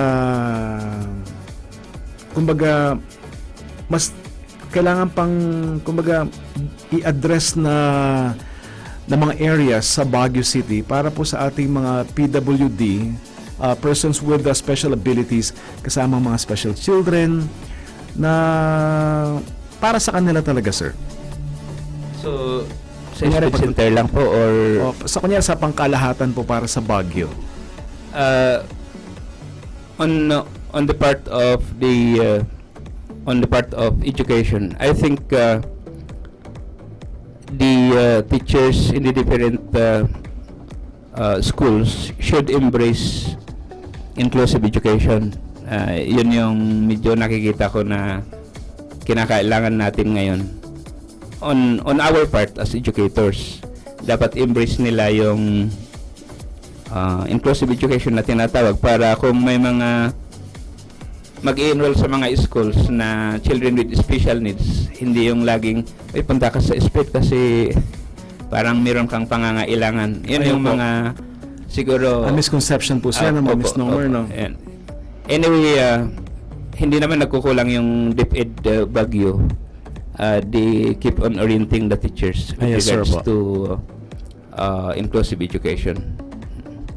Mga kaibigan, ating pinag-usapan po ang Baguio City SPED Center. Kasama po ang principal po, Principal Nino Tibangay. Ayan. Isang katanungan, Mr. G, paki-ask po kay Principal. Ang course ko ay SPED. Ayan. Paano daw po mag-apply din sa SPED? Ano mga requirements daw po sa kanila? Parehas doon sa nag-apply sa regular actually. Okay. At saan daw po sila mag-apply po, sir? Okay. Centralize ang assessment ng mga papers ng applicants, teacher applicants. So, first rule is they will file in the school near the residence. Yan pala yan. So, halimbawa, dito sa, if you are from Quezon Hill. Yes, sir. SPED major ka, mag-file ka sa Quezon Hill Elementary School. Quezon Makakarating Hill. din yun sa, malalaman ko rin yun kung mga SPED majors. Kasi ibang application, sir, sa region ba yun? Sa tawag ba yun? Sinasabit nila? Hindi, sir. Yung first or yung application ay dapat submit nila sa school. Sa school mismo? Okay. Doon sa malapit sa kanilang residence. Or kung may school doon, na public school, doon sila mag-submit. And then the principal, dadalhin yung application form or application ng mga teacher applicant sa division office. And then the division office will evaluate the papers. So, ganun po yun, sir. And alam na natin yan, para hindi tayo napapagod-pagod sa apply. No? Mahirap pa naman mag-apply po, sir. No? Hindi mo alam kung saan ka pupunta. Di ba? Sir, binabati natin good morning. Divine Masada Wally, Ernesto Mendoza, nakikinig po ngayon.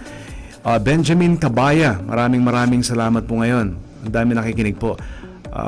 Siyempre, ang ganda natin pinag-usapan ang Baguio City SPED Center. Sir, anong mga announcements po ngayon, sir? Mga updates, activities po na meron po ang SPED, sir? Baka gusto niyo pong i-announce po, sir? Okay, sir. Thank you for that opportunity. Sa gustong mag-apply for the screening for incoming Head Start. Yes, sir.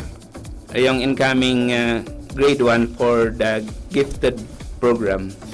Ongoing yung filing ng application. Kahit anong oras daan sila doon sa SPED Center, kunin nila sa guard yung application form. So 24/7 na nag-i-issue kami ng mga application form. So kahit na mag-drop ba yung mga parents doon, makakuha sila ng application form. Ang deadline namin is March 7. March 7 po, sir. Kasi doon kasi sa exam 3 series of assessment yun, so medyo matatagalan. Gusto naming ilabas yung result before the Brigada Eskwela para makapag-decide naman yung mga parent kung saan nila i-enroll yung kanilang anak for kinder or grade 1. Yan ang maganda.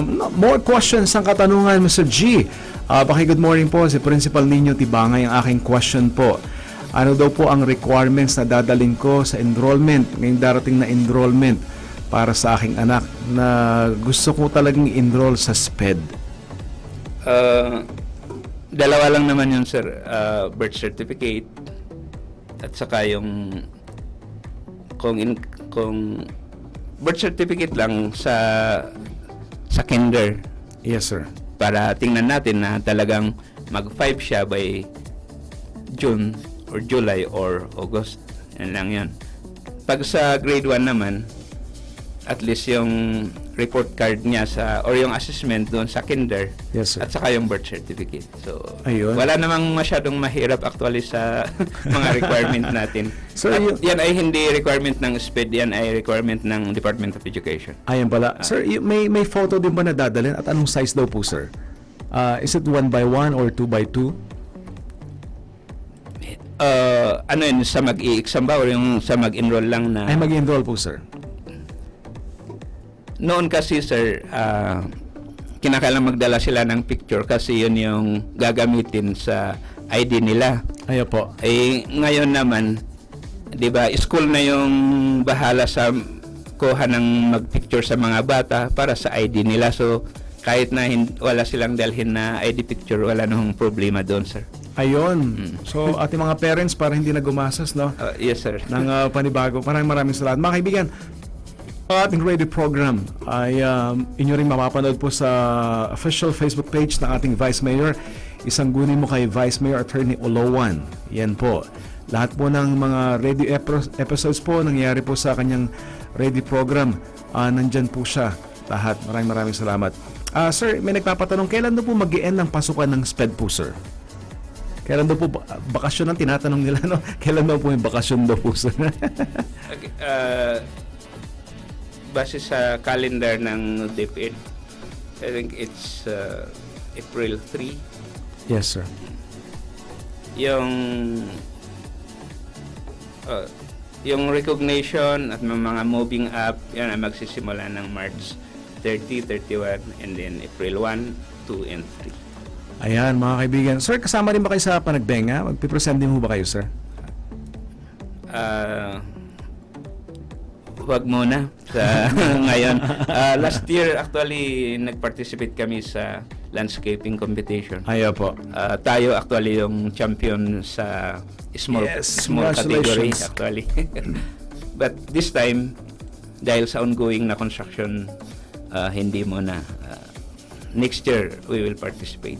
Ayan, mga kaibigan.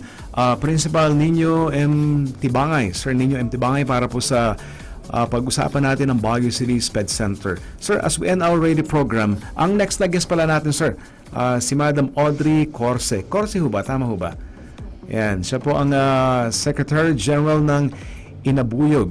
And pag-usapan po namin yung Women's Month Celebration 2020. Yan. Sir, ang inyo pong mensahe po, sir, para sa ating mga estudyante, sa ating mga teachers, sa mga parents na mag-i-enroll ng kanilang mga anak sa SPED sa darating na pasukan.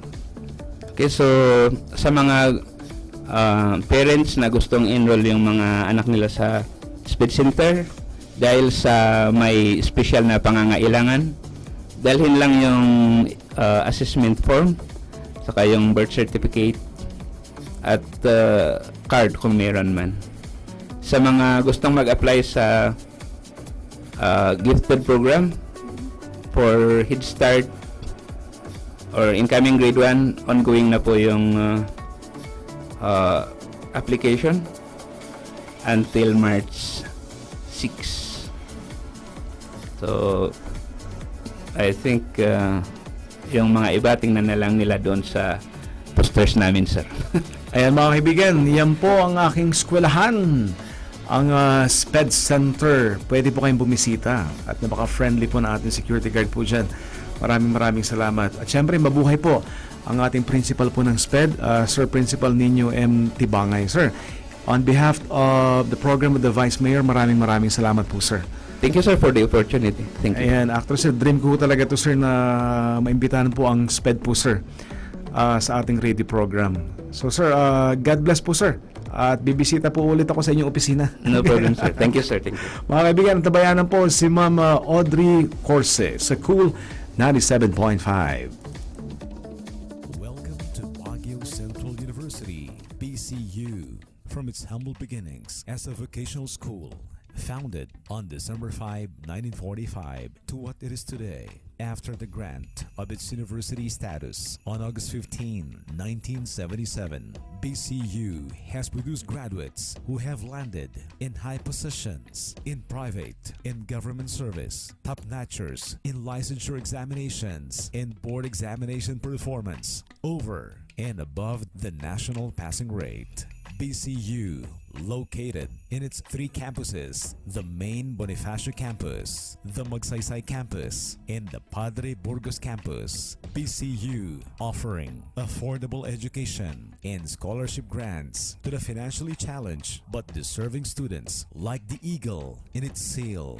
Baguio Central University, BCU, continues soaring high towards excellence. For more inquiries, just call 424-8216 or 444-9247 or see us on Facebook, www.facebook.com/Baguio Central University. BCU is located at number 18 Bonifacio Street, ABCR Barangay, Baguio City.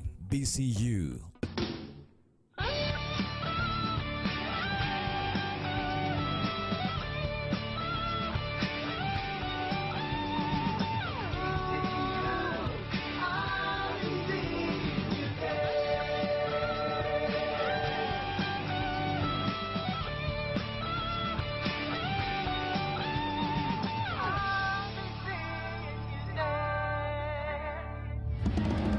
Welcome to Baguio Central University, BCU. From its humble beginnings as a vocational school, founded on December 5, 1945 to what it is today, after the grant of its university status on August 15, 1977, BCU has produced graduates who have landed in high positions in private and government service, top-notchers in licensure examinations and board examination performance over and above the national passing rate.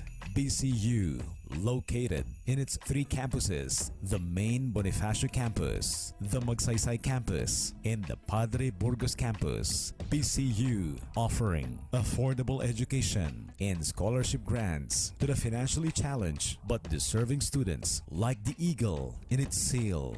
Baguio Central University, BCU, continues soaring high towards excellence. For more inquiries, just call 424-8216 or 444-9247 or see us on Facebook, www.facebook.com/Baguio Central University. BCU is located at number 18 Bonifacio Street, ABCR Barangay, Baguio City. BCU.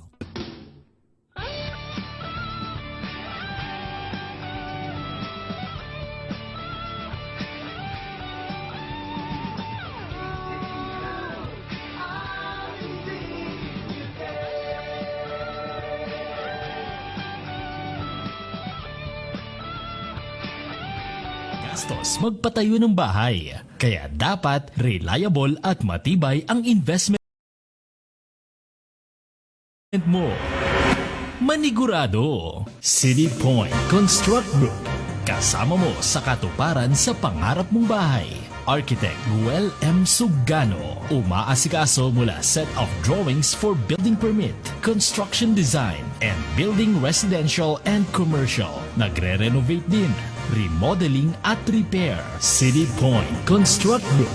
Huwag isugal ang pangarap na bahay. Si Architect Guel M. Sugano ang bahala sa iyo. Tumawag sa 442-0359 at cellphone number 0908-280-9030. City Point Construct Group na may opisina sa 3rd floor, La Brea Inn, Session Road, Baguio City na may sangay sa ground floor o Duha Building, Alexander Street, Urdaneta City, Pangasinan. City Point Construct Group. Quality, commitment, and honesty.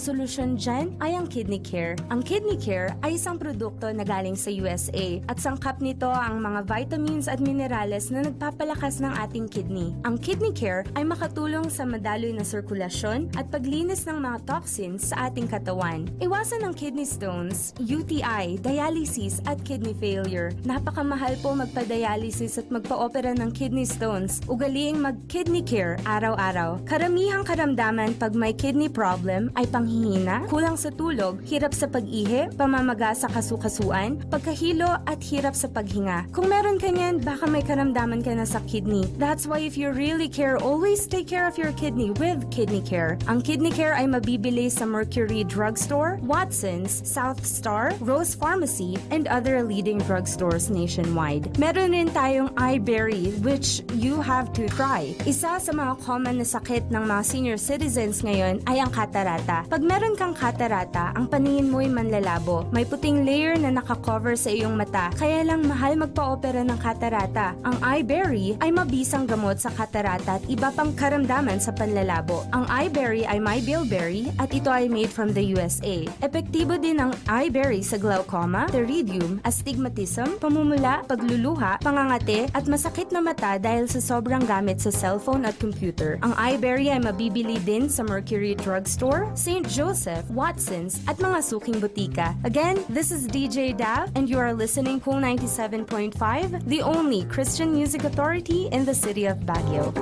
At nagbabalik po ang ating radio program na sangguni mo kay Vice Mayor Attorney Olowan. Ating pong special na bisita po ngayon ng Secretary General ng Inabuyog, Ma'am Audrey Corse. Hello, ma'am. Magandang umaga po sa inyo, madam. Yes po, magandang umaga din po sa inyo, sir. And magandang umaga din. Good morning to everyone who is listening right now. Salamat po. Ma'am, ito ba yung inabuyog na tinatawag po? Yes Yan na ba yan? po.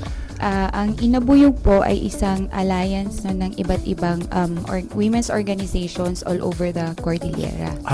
So Cordillera Women's iba naman to, no? Yes po. Ang Cordillera Women's Education Action Research Center naman po, ito po ay isang non-government organization na ang kanyang mandate is to empower women here in the Cordillera din po. Meron palang ganyan, no? Ngayon ko lang nalalaman.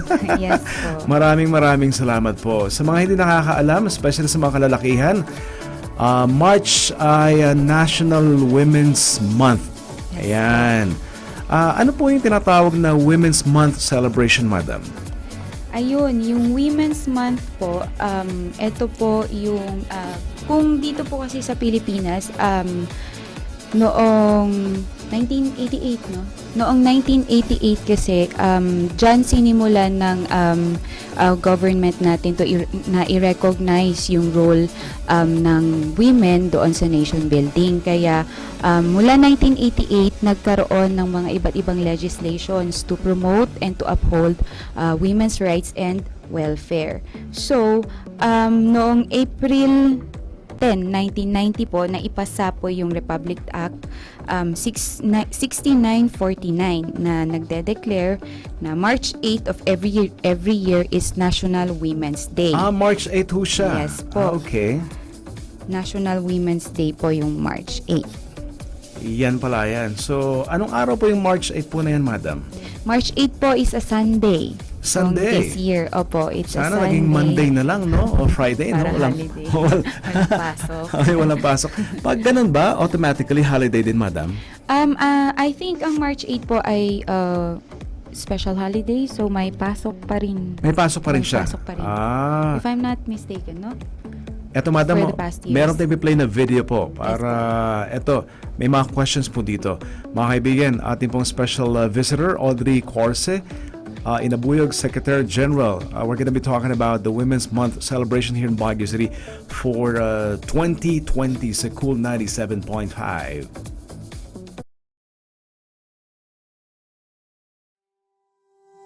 The world is on the verge of a gender revolution. According to the Global Gender Gap Report for 2018, the Philippines is the world's 8th best in gender equality and #1 in Asia. We are firm believers of gender equality as a human right, and we at VXI are firm advocates of women's rights. Today, VXI Philippines has a headcount of over 18,500 employees. The overall women headcount is made up of 9,221 agents, 483 supervisors, and 174 from management. Noticeable in VXI Philippines' leadership landscape is the presence of great and inspiring women. Advocating for gender balance is a journey that we take every single day. Here in VXI Philippines, we make certain that equal opportunity between men and women is upheld always. We now live in a world where women can show their true potential, and VXI is proud to be at the forefront of the fight towards equality. Join us and be part of the balance for better.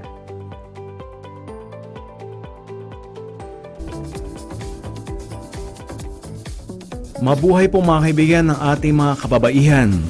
Yan, ma'am, pag sinabi po nating gender equality, ano pong ibig sabihin natin, madam?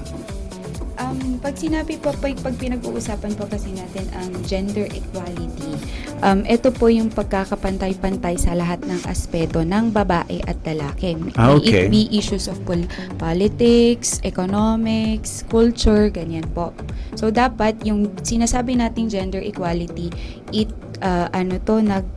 cuts across lahat ng usapin sa buhay ng tao. Ayan naman po, mga kalalakihan, ha? Dapat equal sa lahat ng aspeto. Siyempre sa panganganak, hindi pa pwede. Di ba? Ayun po. Siyempre, iba naman yun. kung biological ang pag-uusapan, meron at merong hindi pagkakapareho naman Yan. talaga ang lalaki at babae.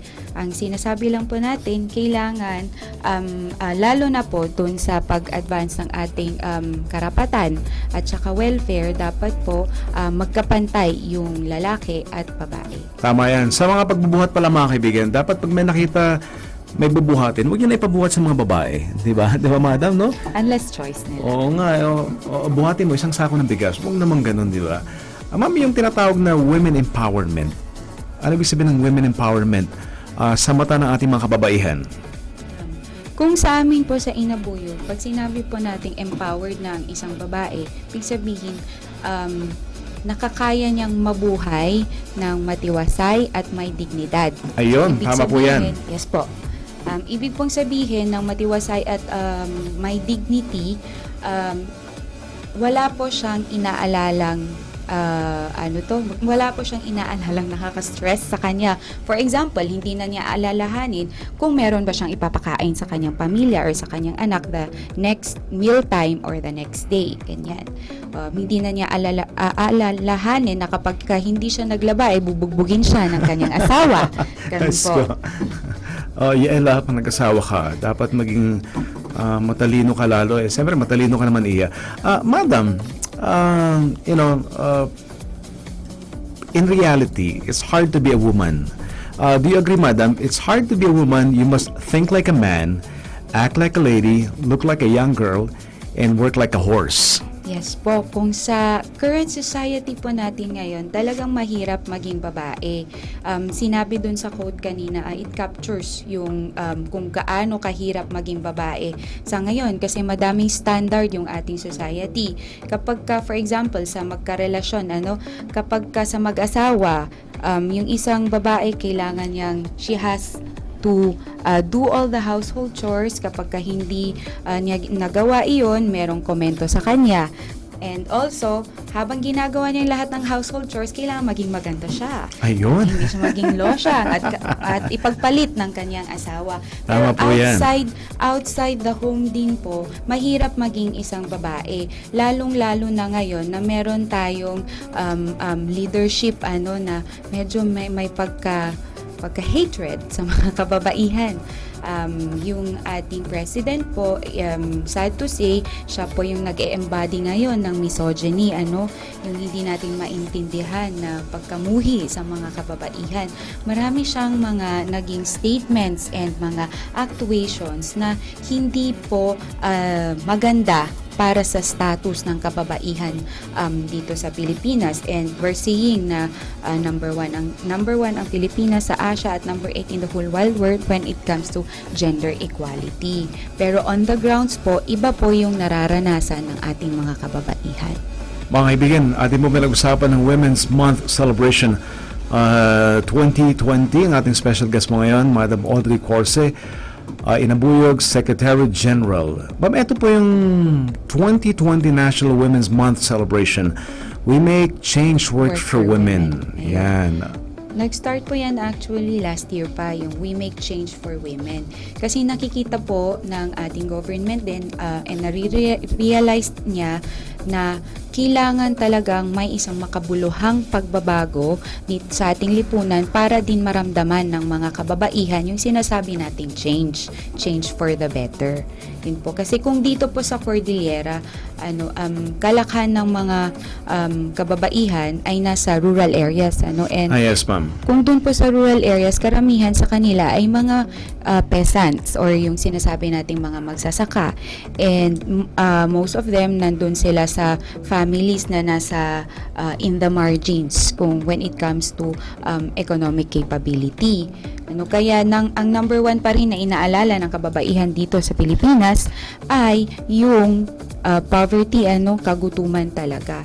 So, para po maramdaman ng mga kababaihan din yung change na sinasabi, kailangan magkaroon ng isang meaningful po na program para po ma-uplift yung kanilang situation. At ma'am, nagpapasalamat po tayo sa City Government of Baguio. Yan, Baguio set for Women's Month celebration in partnership po ng City Baguio. Ano pong mensahe niyo po, Madam, sa City Government of Baguio? Actually po, Inabuyog is a member of the Gender and Development Council po ng City of Baguio. Wow, So, okay. umuupo kami doon sa mga meetings para pag-usapan po yung mga activities ngayong Women's Month. So, yung kung doon po sa partnership natin with them, we will be having an activity on March 8 mismo on a Sunday. We will be having a photo exhibit on the history of the International Women's Day, kung bakit po tayo nagkakaroon ng ganitong celebration at bakit nating sineselebrate ang role ng women sa nation building. Ganyan po. Meron pong doon sa March 8 po, 1 p.m. to 2 p.m. magkakaroon po Yes, ng ma'am. isang 1 billion rising dance. 1 billion? Yes, 1 billion rising dance. Yung 1 billion rising po kasi isa siyang campaign. It's a global campaign to end all forms of violence against women. It started po in 2013. Doon po kasi sa statistics ng United Nations, may isang there is 1 in 3 women na makakaranas ng pang-aabuso sa kanyang buhay. So kapag titingnan natin yung population ng mundo sa ngayon, that would amount to 1 billion women na magiging biktima ng violence against women. Kaya ang sinasabi po ng campaign, 1 billion women victims of violence is an atrocity. Pero po, 1 billion rising is a revolution. Yun po. Ayun. Ngayon ako na-update ng ganito, no? Akala kasi natin napakasimpleng bagay ito. Pero isang malaking usapin to, mga kaibigan. Ma'am, binabati natin good morning, Madam Leona Gayaw. Hello, Madam. Ma'am Ala Sumduan, ang ating newscaster ng PTB4. Diba? Yung one of the best teachers ng UC. Yung nandun pa si Ma'am Ala Sumduan. Maraming salamat, Ma'am Ala. Good morning po, Madam. Ma'am, may isang katanungan dito. Saan daw po ang inyong opisina dito sa Baguio? Yung ating yes. office po ay nasa number 16 Loro Street, Dizon Subdivision. Ayun. Ano daw pong pangalan ng opisina, Madam? Inabuyog. Yes. Ang ating opisina po ay Inabuyog Alliance of Women's Organizations in the Cordillera, Philippines. Okay. Yung meron po tayong binibigay na iba't ibang services sa mga kababaihan. Kung dito po sa Baguio, kami po ay nagpa-facilitate o di kaya ay nagbibigay ng suporta doon po sa mga kababaihang biktima ng violence against women. Kahit anong forma po ng violence against women. Ano ba yan? Domestic violence man yan, sexual harassment, or ano pa man po. Ayun. So, anong contact number po, Madam, ng opisina ng Inabuyog po? Ayan. Ang aming contact number, saglit lang at ilo-load natin yung... You can see actually all our contact details sa ating Facebook page. Ang ating Facebook page ay inabuyog.gabriela-cordy. Or you can just search Inabuyog Alliance of Women's Organizations in the Cordillera. Yung ating contact number po ay 0939-726-0905. Kung meron po kayong nais isang guni or kung kailangan nyo po ng tulong, open po ang ating opisina. Ayan. Ma'am, would it be okay like I get to flash your Facebook page sa screen? Okay lang po. Yes po. Ito mga kaibigan, ang Facebook page po ng Inabuyog Alliance of Women's Organizations in the Cordillera. Yan po. Nandiyan po yung mga updates po. Yes po, lahat po Yan. ng updates tungkol sa activities, magiging activities, yung lineup ng activities natin ngayong Women's Month, maipopost po bukas. March 1. March na pala bukas. Yes, ma'am. Baka po pwede magkaroon ng partnership ang programa ng isang guni mo kay Vice Mayor Attorney Lowan ng Inabuyog. Paano gagawin po? Would it be okay? Like verbal partnership? Yes po, pwede po. Yung isa po kasing kailangan talaga kung sa ngayon, dahil dun sa mga marami ngayon pumupunta sa opisina na Yes, ma'am. nagpapatulong, usually yung tulong na kailangan nila is legal advice. Ayun. Kung paano po mag-move forward kung kailangan nila or gusto nila pong maghabla ng kaso. So may mga lawyers din po kayo? Meron po tayong mga friends of Inabuyog na Yes, ma'am. lawyers po. Maganda. Kung sa ngayon. So, kung sakali, ma'am, nako, no, yung ating radio program, yung mga special na mga programs nyo, advocacies, baka pwede nating dalhin sa radyo. Yes po.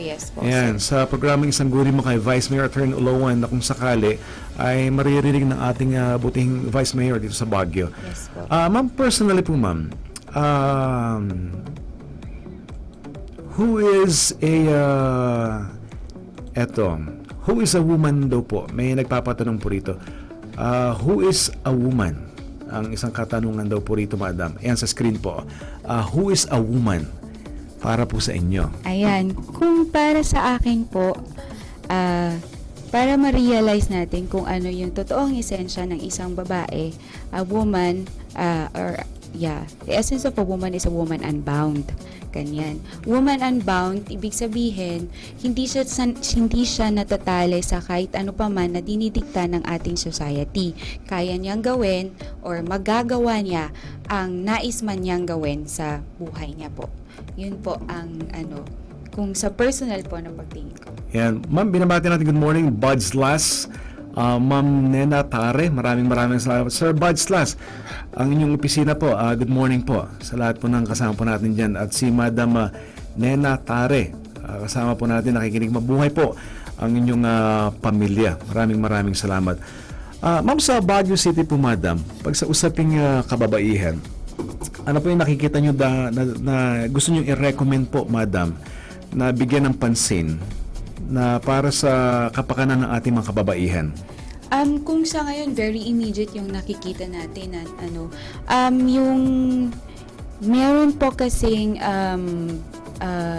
program yung ating city government na i-develop po yung Baguio City Public Market. Yes, ma'am. And kung titingnan po natin, karamihan po sa mga vendors na nandyan ay mga kababaihan. Kaya sana po, kapag ka-develop po iyan, ay hindi mawawalan ng role ang mga women vendors natin dyan at saka mabigyan pa ng karagdagang espasyo yung ating mga street vendors. Si karamihan din naman po ng mga street vendors natin kung dito sa Baguio ay mga babae din po na naghahanap buhay lamang para sa kanilang pamilya. Yung mga street vendors po kasi natin, alam po natin na meron tayong POSD dito sa Baguio and most often than not, nagkakaroon ng conflict yung ating mga street vendors or ambulant vendors at saka yung POSD.